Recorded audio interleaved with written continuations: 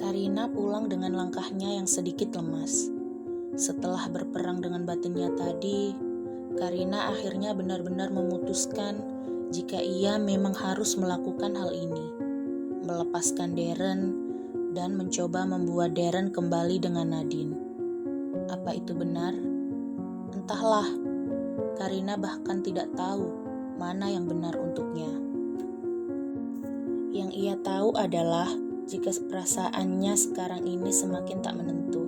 Perasaan kalut, takut, merasa bersalah, dan lain sebagainya seakan terus-menerus menghantuinya.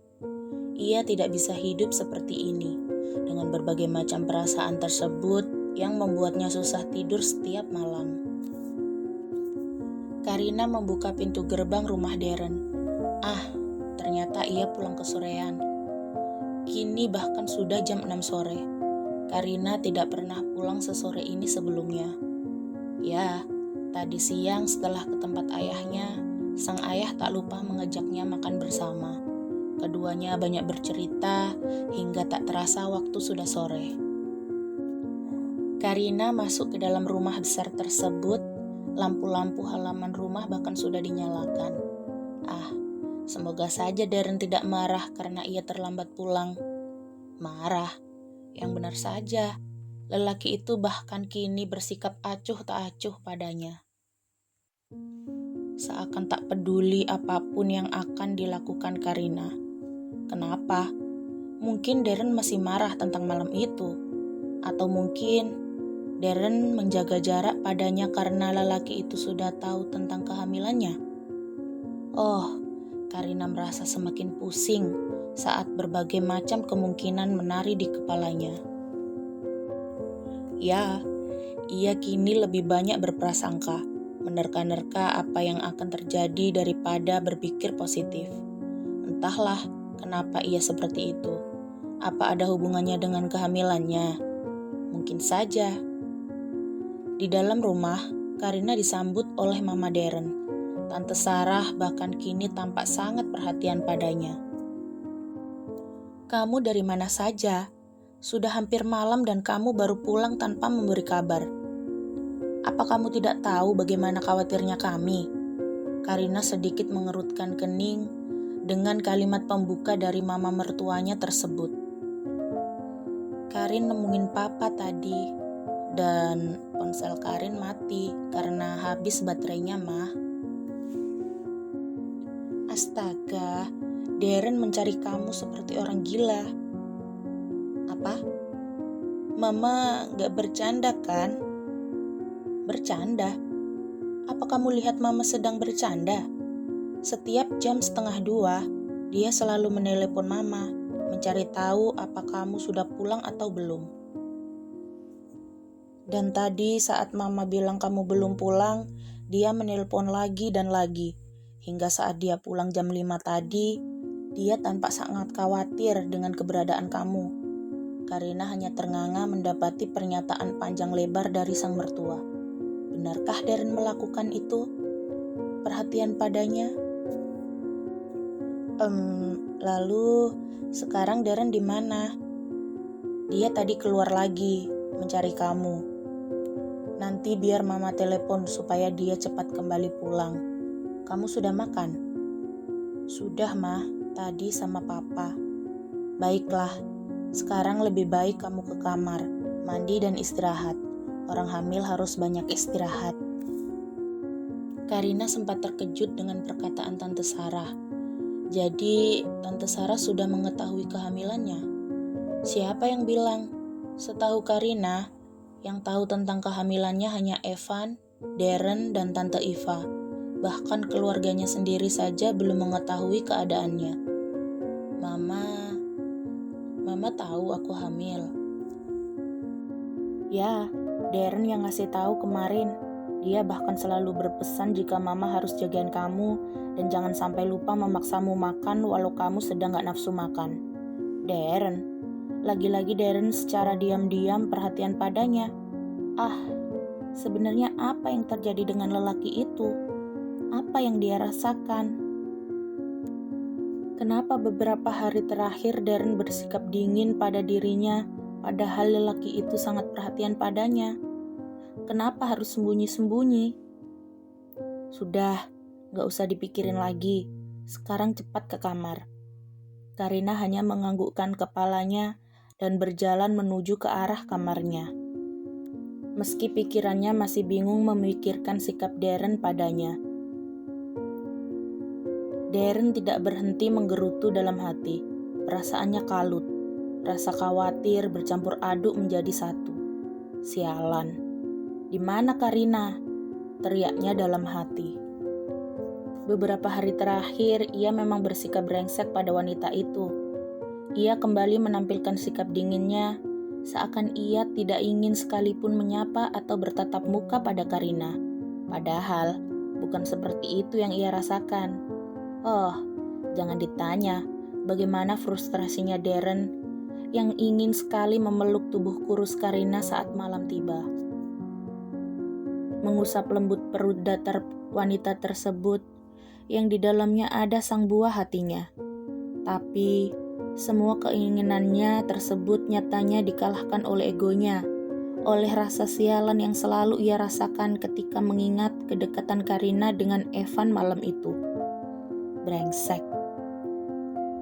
Darren benar-benar merasa jika dirinya menjadi orang terbrengsek di dunia ini. Bagaimana mungkin ia memperlakukan Karina seperti itu, padahal wanita itu kini sedang mengandung bayinya. Bersikap seolah-olah ia tidak peduli hanya karena sebuah rasa yang disebut dengan cemburu. Apa? Cemburu? Ia cemburu dengan kedekatan Karina dan Evan. Kenapa? Apa karena rasa di hatinya dulu yang kini telah kembali tumbuh? Tidak mungkin.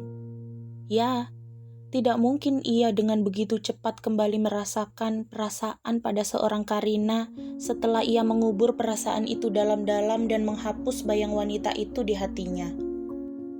Kecuali kenyataan bahwa memang dirinya tidak pernah menghapus bayang Karina di hatinya. Sial, tidak mungkin. Setelah berperang melawan pikirannya sendiri, Darren menghentikan mobilnya di halaman rumah keluarga Karina. Oh sial, padahal rumah ini adalah rumah terakhir yang ingin ia kunjungi. Tapi mau bagaimana lagi? Karina menghilang sejak siang tadi tanpa kabar. Dan mau tidak mau, ia mencarinya ke kediaman keluarga Prasetya. Tadi siang, seperti biasa, ia akan segera menghubungi mamanya saat tiba waktunya Karina pulang. Menanyakan apa wanita tersebut sudah sampai rumah dengan selamat atau belum. Lalu menanyakan apa Karina sudah makan dengan baik dan lain sebagainya. Dan tadi siang, sang mama berkata jika Karina belum juga pulang. Hingga 1 jam berikutnya, Darren kembali menghubungi mamanya. Jawabannya sama, Karin belum pulang. Sampai Darren pulang dari kantor pun, wanita itu belum juga pulang. Jangan ditanya bagaimana khawatirnya Darren, mengingat ponsel wanita itu juga tidak bisa dihubungi. Akhirnya, ia segera menyusul ke tempat kerja Karina, meski kini dirinya masih mengenakan pakaian kerjanya. Sampai di sana, ternyata satpam sekolahan tersebut berkata jika semua guru dan murid sekolah tersebut sudah pulang tepat pada waktunya. Pernyataan tersebut membuat Darren semakin kalut. Apa Karina ke rumah keluarganya? Mungkin saja. Dan akhirnya, saat ini dirinya berada di rumah keluarga Prasetya untuk menjemput Karina, istrinya. Darren mengetuk pintu besar di hadapannya beberapa kali sebelum pintu tersebut dibuka oleh seseorang dari dalam. Itu Nadine, kekasih hatinya yang dulu begitu ia cintai. Dulu. Darren, kamu kok di sini? Karin mana? Tanpa basa-basi, Darren bertanya tentang keberadaan Karina. "Karin, kenapa kamu nyari dia di sini?" "Dia pasti ada di dalam. Suruh dia keluar. Aku akan mengajaknya pulang." Darren berkata dengan nada dinginnya. Padahal biasanya ia tidak pernah berkata dengan nada seperti itu pada Nadine. "Karin benar-benar tidak di sini." "Ada apa ini?" Suara itu terdengar di belakang Nadine. Ternyata itu Dirga yang sudah berada di sana. "Ngapain lo kesini?" Dirga bertanya dengan nada tidak ramah. "Mau ngejanin istri gue?" Tanyanya dengan disertai senyuman mengejek darinya. "Brengsek loh." Darren maju. Hampir saja ia memukul wajah Dirga yang tampak menyebalkan untuknya. Tapi secepat kilat, Nadine menghalangi tubuh Dirga dengan tubuhnya. "Tidak, Darren. Tidak ada saling memukul lagi." Nadine berujar tegas. Darren memicingkan matanya ke arah Nadine. Pada saat bersamaan, ponselnya berbunyi. Darren merogoh ponsel yang berada dalam saku celananya, lalu mengangkat panggilan tersebut. "Darren, kamu di mana?" Itu suara mamanya. "Ada apa, Ma?" Darren balik bertanya tanpa menjawab pertanyaan mamanya. "Karin sudah pulang. Sekarang dia sudah di kamarnya." "Apa? Dia nggak apa-apa kan?" "Ya, dia baik-baik saja. Mending kamu segera pulang." "Baik, Ma." Dan telepon pun ditutup. Darren menatap ke arah Nadine sebentar, lalu menatap tajam ke arah Dirga. "Urusan kita belum selesai," geramnya penuh penekanan. "Ya, tidak akan selesai." Dirga sedikit berteriak karena Darren sudah pergi dari hadapannya dan juga Nadine. "Kenapa sih, Kak? Apa tidak bisa sedikit bersikap baik pada Darren?" Nadine memberanikan diri mengucapkan nasihatnya. Bagaimanapun juga, Darren adalah adik ipar Dirga, dan usia Dirga yang lebih tua daripada Darren seharusnya bisa membuat Dirga mengalah dan sedikit menurunkan egonya. "Bersikap baik? Seperti ngajak dia hangout bareng gitu. Lalu kamu ikut, dan kamu juga bisa kembali dekat dengan dia gitu." "Apa?" Nadine tidak percaya jika Dirga akan berpikir sejauh itu. "Dengar, aku tidak akan membiarkan itu terjadi." Dirga sedikit menggeram. "Kamu tidak akan bisa merebut Darren dari Karina." "Aku tidak ingin merebut dia." Dirga mendekat ke arah Nadine dengan gerakan mengintimidasi.